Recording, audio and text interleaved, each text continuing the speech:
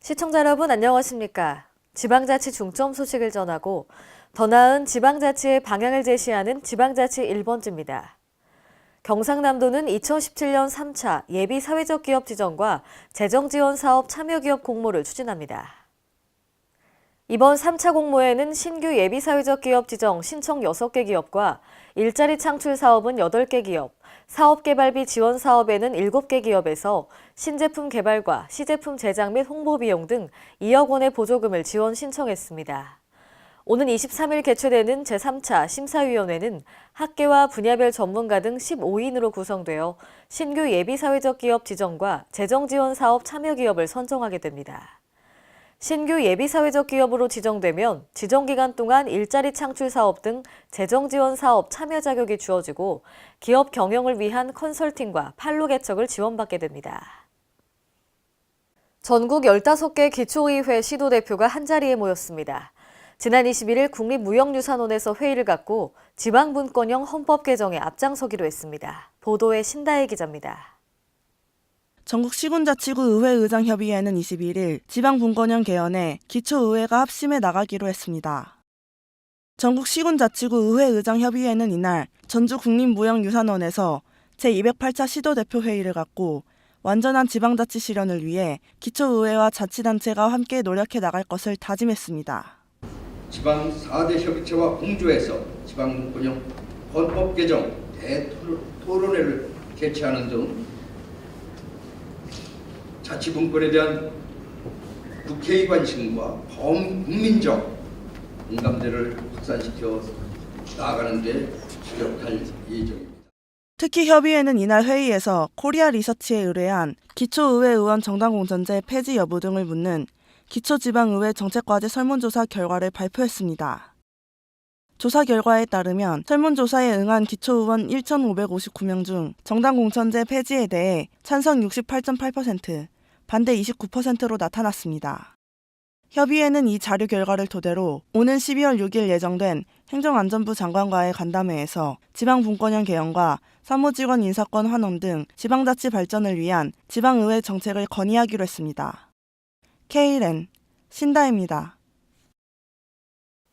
대전광역시 5개 구청장이 이재관 대전시장 권한대행과 만나 지역 현안을 건의하고 흔들림 없는 시정구현을 다짐했습니다. 지난 21일 대전시청에서 열린 간담회에서는 스마트시티 조성 시범사업과 도시재생 뉴딜 사업, 국립어린이 재활병원 건립 등에 대해 논의됐습니다.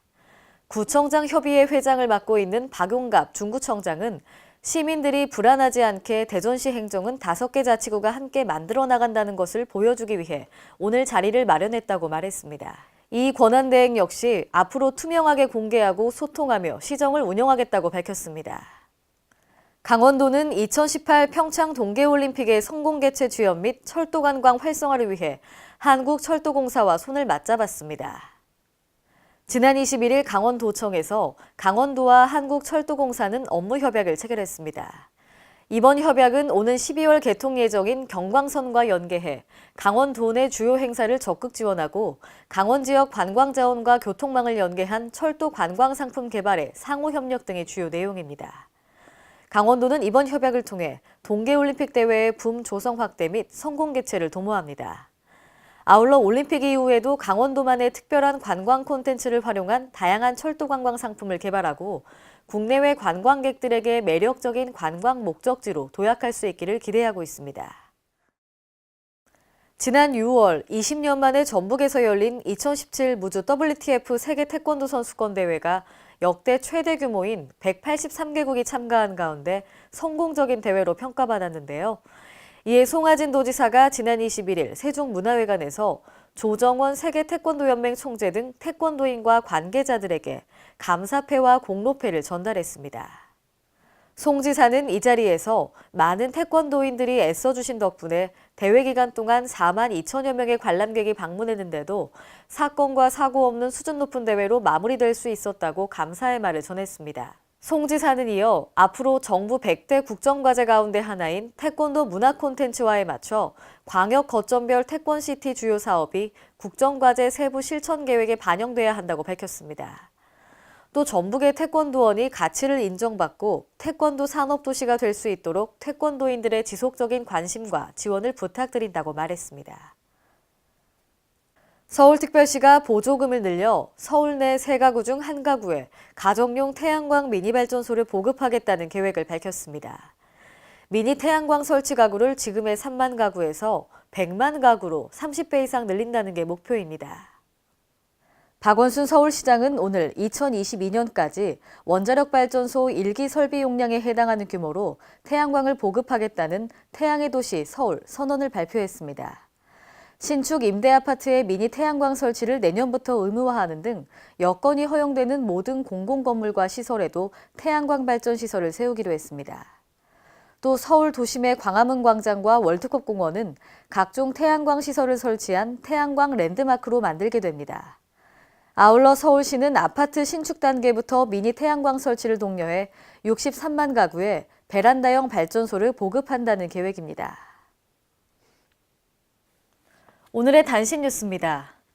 행정안전부는 지난 21일 정부 서울청사에서 배려는 혁신의 원동력, 유니버설 디자인을 주제로 제11회 워크 스마트 포럼을 개최했습니다. 우리 주변의 공공시설, 가전제품 등에 적용된 유니버설 디자인에 대해 선도적인 기관이 발표했는데요.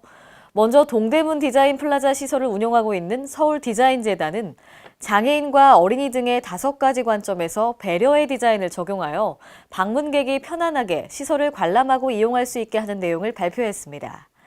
이어 삼성전자는 가전기기를 스마트폰으로 조작하는 앱 삼성 커넥트를 활용해 언제 어디서나 안전하고 편리하게 제품을 사용할 수 있도록 하고 있습니다.